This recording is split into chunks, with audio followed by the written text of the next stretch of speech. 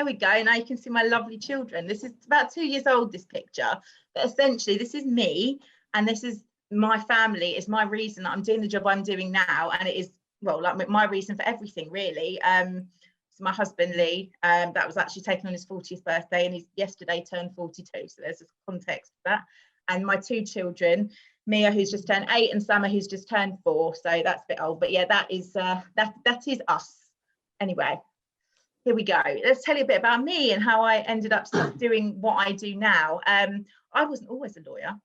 Here we go. Some people may already know this, who know me quite well, but actually, when I went to university, I did an English and media degree, and I did a lot of journalism and a lot of student radio when I was at university. And I actually had a dream of working in the production, either radio or kind of TV broadcasting area. That's what I wanted to do. Law wasn't what I wanted to do then. I'd have thought, sounds very boring. It just wasn't my thing. I got a lot of work experience when I was at university, and off I went after I finished my degree in 2002 when I graduated at Birmingham University. I went off and I went into about a year, I'd say, of working in the TV industry.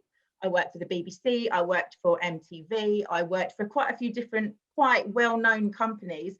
But actually, after spending a year in the industry, I found it wasn't a job that suited me at all. It was a lot, I guess someone's just finished university, there was a lot of fun, there was a lot of partying, there was a lot of hard graft. I kind of looked at people that were 10 years older than me and the lifestyles they were having and thought, do you know what, when I'm 32, I don't think that is a life that suits me. There was a lot of instability, it's looking for the next job that comes along. And, you know, I'm sure a lot of you would imagine what the kind of the world of the media is like. It's not necessarily the friendliest, kindest place. There's a lot of dog eat dog and backstabbing, and it's not necessarily a meritocracy. And all the jobs I got, I kind of got to know people and kind of networked, I guess, and people would offer me the job because they'd get to know me and like me. But I just thought, I don't like this industry. And though it's been fun, I think I just feel inside me, it's just not something that resonates with me in the way I thought. Off I went traveling, by the way. It doesn't say that, for 7 months around South America with my best friends.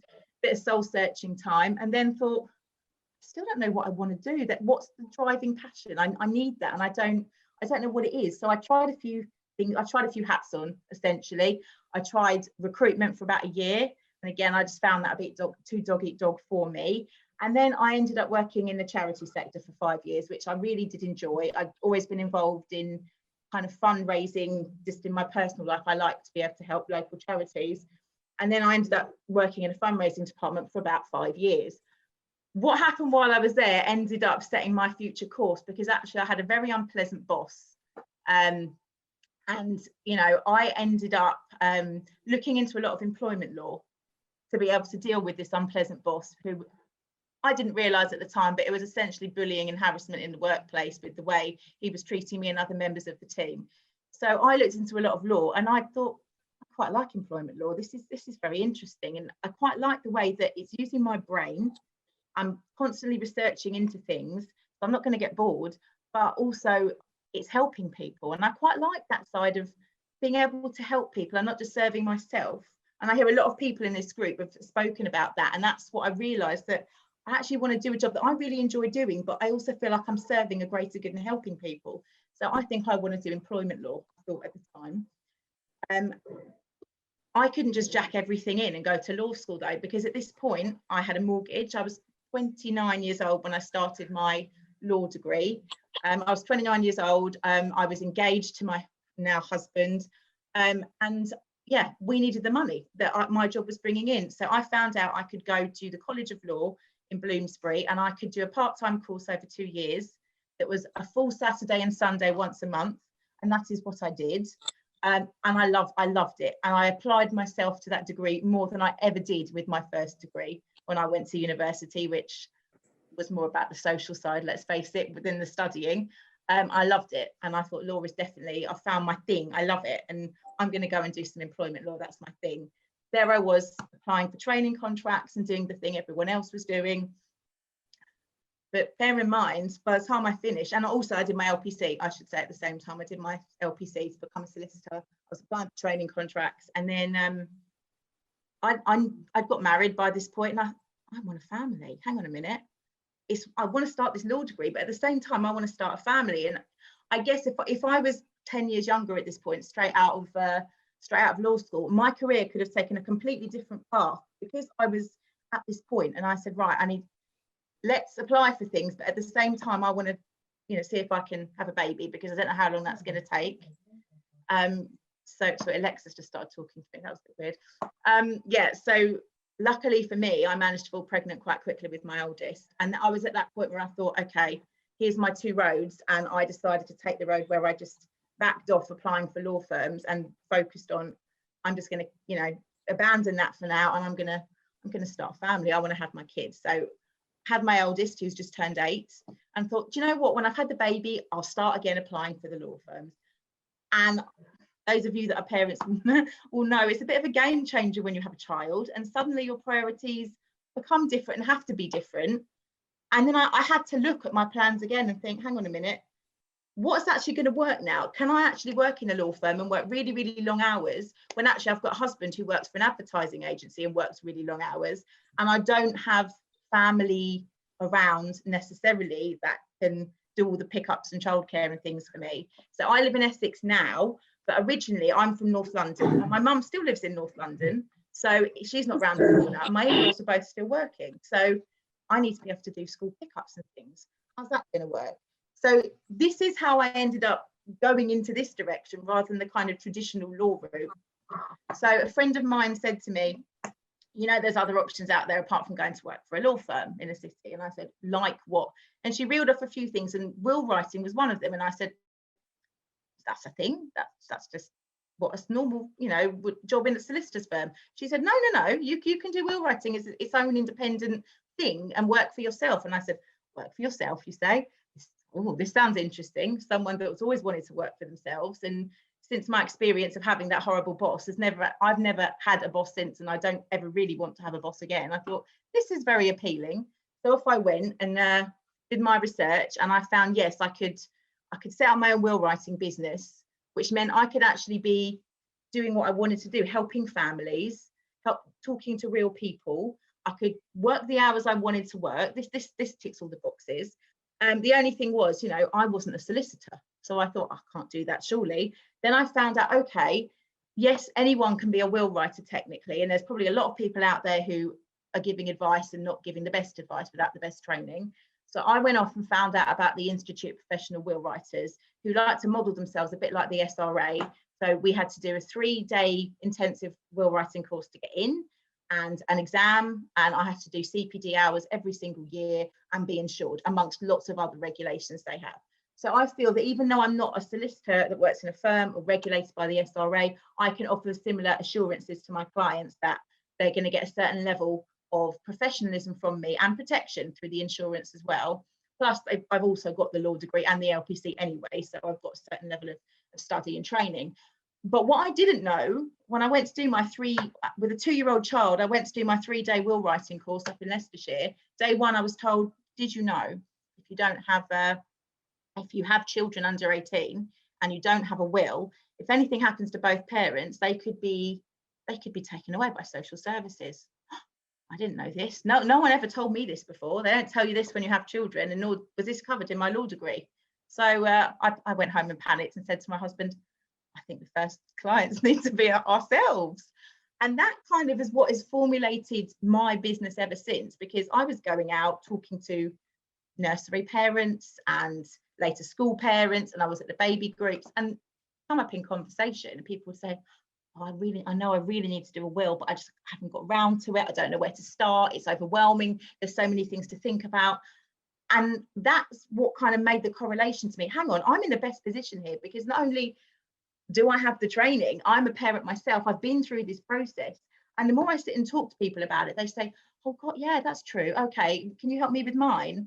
And that is really what formulated my business. Is I thought, do you know what? I can help. I can really make a difference here. There's a lot of parents I'm meeting with that know they need to do it. Or once I tell them that otherwise their children could be taken by social services, they think, yes, I really need to do it.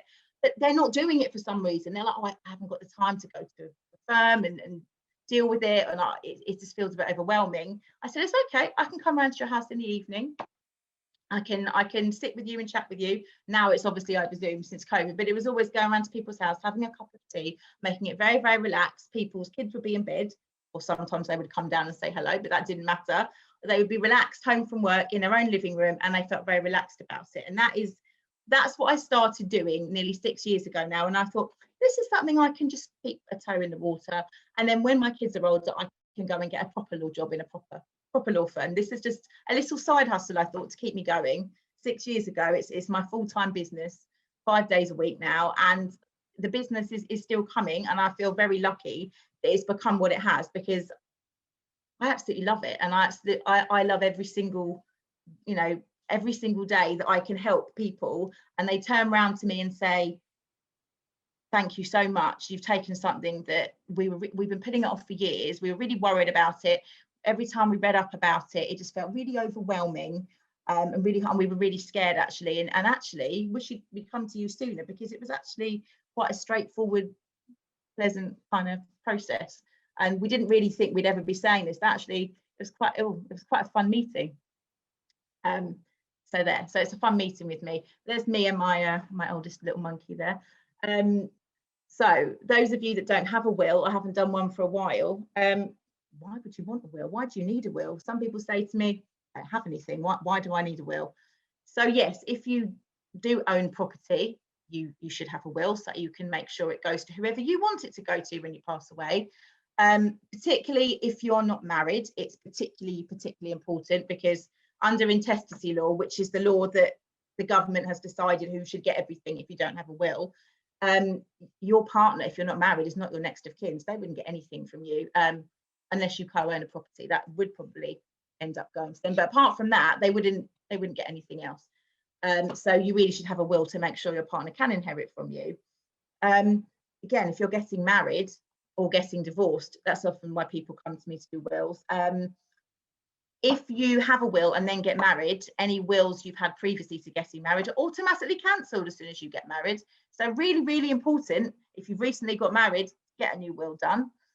Or if you haven't got married yet, I can write something in the will that says, we're planning on getting married and then this will won't be cancelled.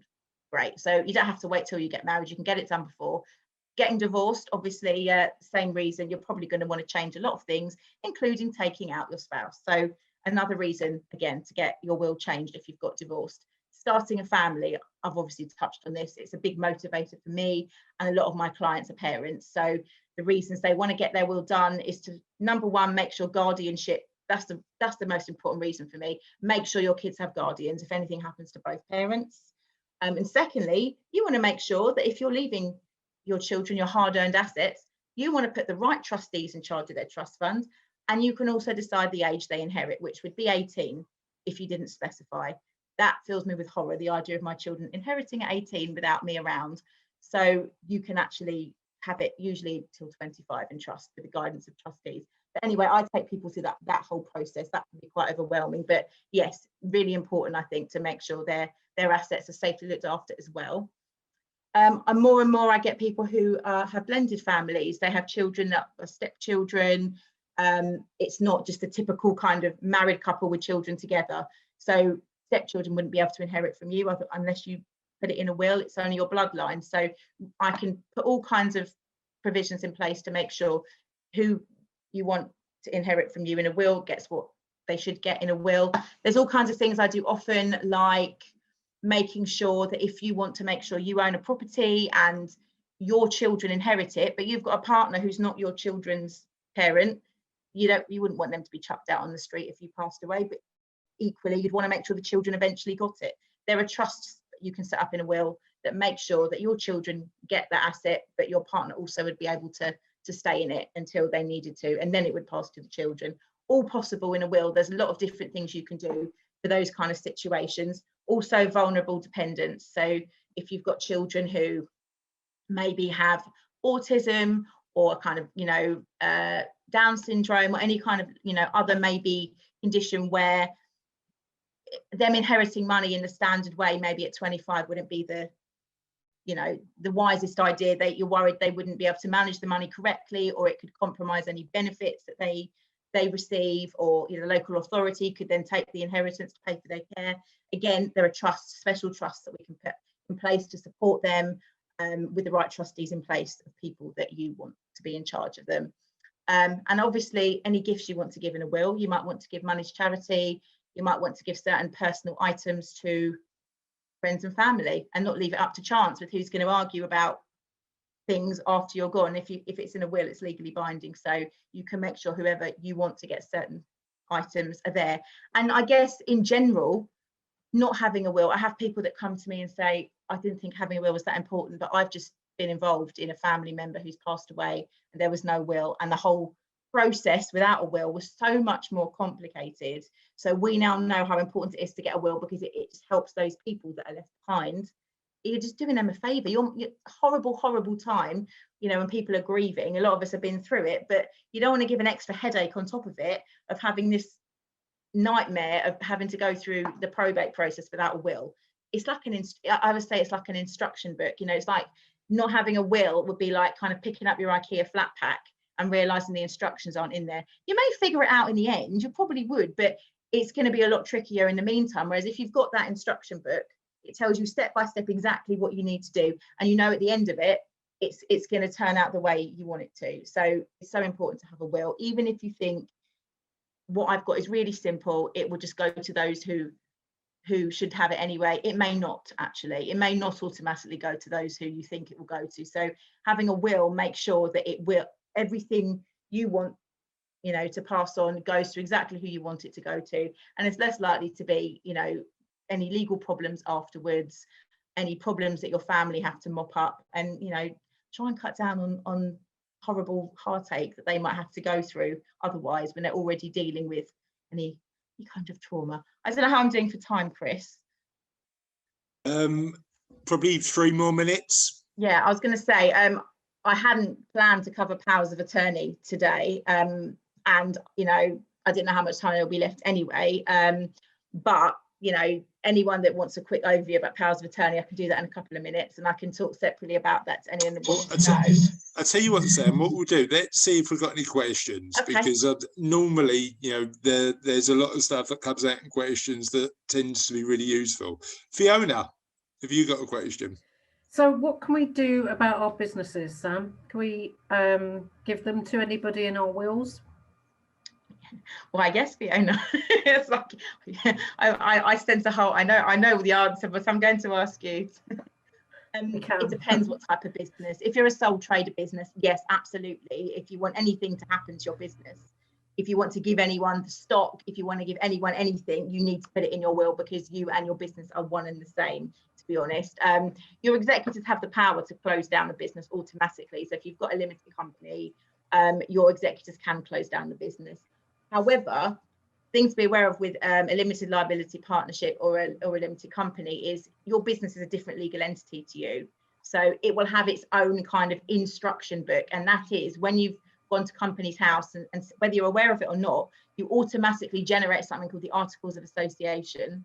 And that is kind of the rule book for your business. Now, if you've not changed that, what that says really is you can leave your shares of the business to whoever you want in your will. So the bit that belongs to you as a person in a limited company is you know, you as a shareholder. So you can leave those shares to whoever you want. But it's really important to know when someone owns a business whether they already have changed their Articles of Association, or if they've maybe prepared a shareholders agreement where it says something different already, because that will take precedence to whatever it says in your will, because that is more the instruction book for the company. So particularly if there's more than one shareholder in a company, they could possibly have had an agreement drafted that says the other shareholder would have the first rights to buy out, you know, the next of kin. So you need to be aware of that. So I always check with people when we talk about businesses, have they had their own Articles of Association drawn up? Is there a shareholders agreement? Is that something that's already in place? Because otherwise, whatever I put in a will may be null and void, because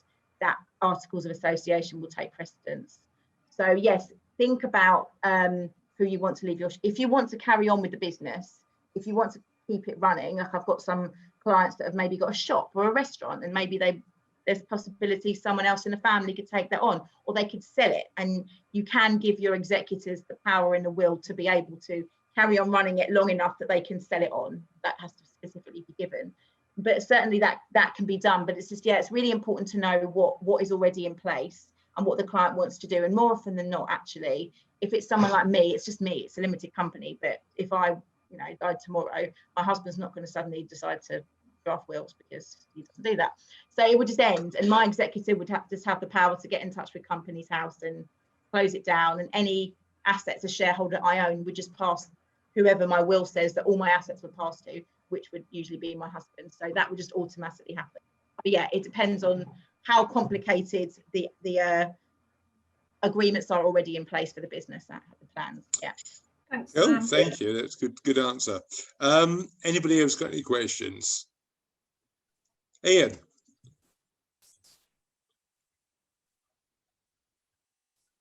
My mouse control is bad today. Sorry about that. Yeah, so you mentioned about people who may not be married and wanting to have a partner live in the house until they pass away or whatever. That's a life interest trust, isn't it?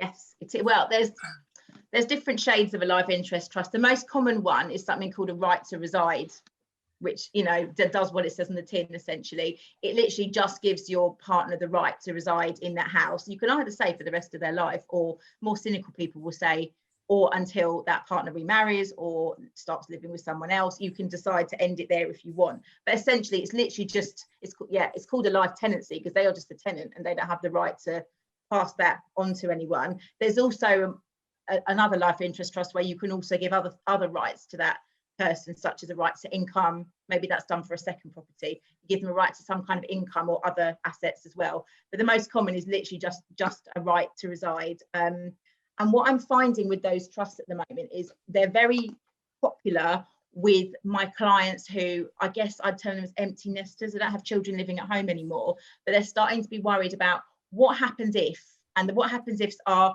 either I pass away, my spouse remarries, and then they end up leaving the whole house to the future spouse or stepkids, and my kids end up getting cut out. Or what happens if someone goes into care, one of them goes into care, and then the whole value of the house ends up being lost to pay for care fees. And again, a life interest trust would help with both of those scenarios, because essentially, without getting into complexities of it, you can co-own a house as something called tenants in common, which means you have 50% of the house each, and on your death you can leave that half of the house to your kids in trust, but give your partner the right to reside in it. So that means your partner doesn't technically own it, but they can still stay in it. That would mean if the partner is the sole survivor and then they get taken into care, for example, the government can only commandeer the value of their half of the house, because the half of the house of the parent that's already deceased is already earmarked for the kids. They own the equity, so that's already saved for them. So things like that are quite helpful, and people know about this now and are reading about it and are really clued up and actually come to me and actually specifically say, this is what we want because we've heard this can help with such things. I suppose one important thing to mention there, though, is the impact on the potential inheritance tax liability of trusts. So you've got to make sure that you're not losing the residential nil rate band by gifting it to a trust, potentially, instead of gifting it to your kids. So there's a good thing about the life interest trust is because if you're married, the initial interest is still, for those that don't know, our backpedal. Anything you pass between husband and wife on death is automatically inheritance tax free, as long as you're married, because you're kind of seen as one legal entity. So people worry about, well, if I put it into a life interest trust, surely that means I don't qualify for that exemption. As long as the initial interest, which is a life interest, is passing to your spouse, it still qualifies, and the kids would not have to worry about inheritance tax till the day the partner passed away and they inherited. So actually, all those kind of inheritance tax allowances you would still get with one of those trusts. Okay, cool. Any other questions? No, all good. Okay, great stuff. People talking about tax. You killed it by talking about tax. Everyone's falling asleep now. I know. All right, thanks. Can I ask a question, Chris? Of course, Cameron, yeah. Because just going back, Sam, to what you were saying earlier about businesses and articles of association and the like, what advice do you give your clients where they don't have those securities in their company association, in their articles of association and the like? Because I know many business owners who don't think about the fact that what would happen to the shares they own on if they were to pass away, and the pressure and what would happen to those shares with their partner or not. What advice do you give coming in from the other side? Yeah, no, I agree. It's really important, and I always cover that for that reason. Exactly. If when we're talking about assets, because I always go through that, what let's talk about what you actually own and what we can do with it. If someone says they have a business, the first thing, is it just you? What would happen if you were to pass away? Would it just finish? If there is usually more than one, and even if there's not, and they say it's just me, and I say in the future, possibly, if there's more shareholders in the future, you may want to think about, and then I will exactly mention that scenario to them and say, look, like right now I'm in that position too, but one day I've thought about this, if I end up having other shareholders in the business or other people involved, you've got to think about that scenario where, you may end up being in business with someone's spouse who doesn't want to be bought out, and that spouse gets involved in the business and has the voting rights attached to it. And suddenly you're in business with someone you didn't want to be in business with, and it can be a bit messy, and people go, huh? And I've actually, quite near the beginning of my career doing this, someone who was in a partnership and didn't have a partnership agreement. And I went, what? And then I explained to them all the things that could happen if they didn't have a partnership agreement, including, someone running off and taking everything, and it's not protected. And that's, you really should, and I gave them all the advice, and they looked horrified. And I said, well, look, this isn't something necessarily for the will, but I really think you should go and talk to a commercial lawyer and actually sit down with. They said, I need to have a conversation with my business partner. I said, yes, you do, because this, again, conversely, they might be worried about you doing this to them. Same thing, so they could be in the same position. I really recommend that you sit down and you air all that out, and you get something drafted into place that will protect the both of you. Because it's not just something in the will. I try and cover that as well. This is some other, in the same way that I will mention pensions and life insurance policies, even though most of the time the will has no control over those, and I'll explain why they don't, because they're held outside the estate. And then that's where often I would say to have a chat to someone else, like Cassie or Fiona or someone else that could then review their policies for them and make sure they've got the right ones in place. Yeah, I mean, the interesting thing about that is the amount of life policies and pensions we review where, particularly because pensions are held in a trust, but the trustees, the individual who owns the pension, hasn't let the trustees know who they want the money to go to by completing an expression of wish. And it's a completely free document that you can do to every pension that you've got. Same with life cover, if it's not written in trust, why not? It should definitely be done. It doesn't cost any extra, does it, to put it in trust? It's just one bit of paper. And people look at me blankly when I say, have you got your beneficiaries? Is it in trust? I said, well, then go back to whoever set up your policies, or if you don't, and if you're not in touch. This is what happened with this client I've just referred over to Cassie. As Cassie said, she's going through a divorce right now. So she was recommended to come to me to get a new will drafted up. And we were going through her assets. And she said, oh, I've got one life policy. And I said, right, okay. I said, and do you know who's noted down as the beneficiary? I'll probably still my ex-husband. I said, right, well, the will's not going to be able to change that. And she looked horrified. And I said, yeah, you need to go back to your IFA and make sure that's changed so that your ex-husband is no longer the beneficiary. And she said, well, I don't know, this is someone that set this up ages ago. We're not in touch anymore. And I said, I've got a lady you can talk to. So that's why she had no idea. She thought the will would sort all that out and didn't realise the policies and the pensions held outside the estate. So it doesn't touch it. So at the same time, someone's reviewing their will, they need to also review the things that you guys deal with as well. Cool. Thanks, Sam. Really appreciate that. Really good, and loads of things to learn. So appreciate that.